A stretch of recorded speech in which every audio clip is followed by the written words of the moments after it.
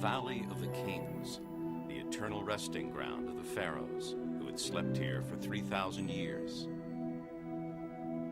That peace was dramatically broken in 1922 when an English explorer began to delve into the sands of the valley and made an astonishing discovery.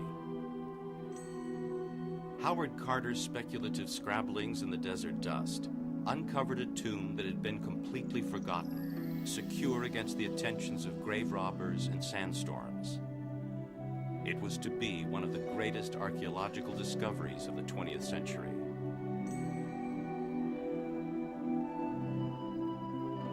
When Carter first entered the tomb, he found an annex containing an astounding treasure trove of artifacts, paintings, engravings, and thousands of works of art.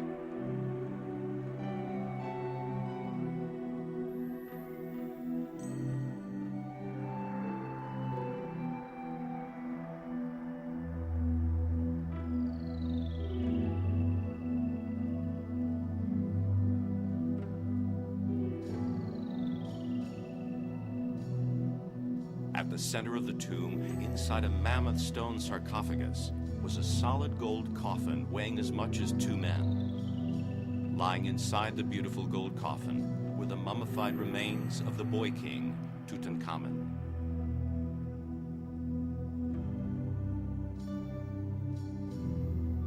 But how did an 8-year-old child become a powerful pharaoh?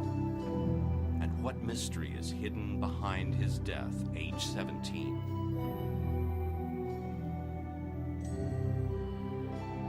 For the ancient Egyptians, the process of treating a corpse was steeped in strict lore. When a body was mummified, the interior organs were removed and placed in ritual vases called canopic jars. As researchers examined the corpse, however, they found evidence that the death may not have been entirely straightforward. Examination of an X-ray of Tutankhamun's head revealed a fracture on the right side of his skull. This led to inevitable speculation. Did someone murder the young King Tutankhamun? What could be the motivation behind his killing? There is no doubt that the young pharaoh died prematurely. The tomb being built for him was not yet finished, so he was buried in the tomb built for GA&A, the man who was to succeed him as pharaoh.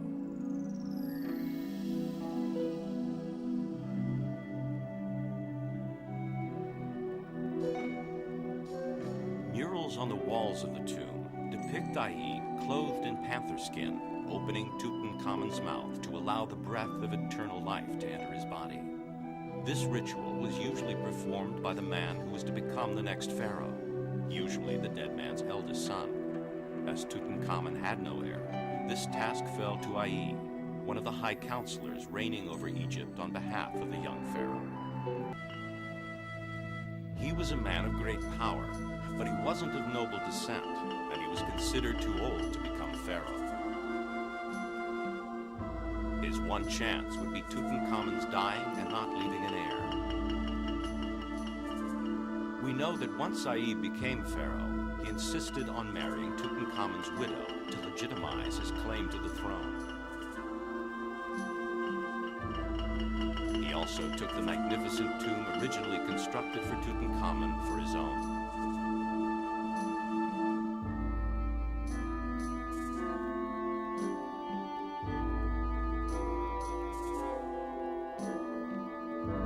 It's unlikely now that we'll ever be really certain what killed the child pharaoh.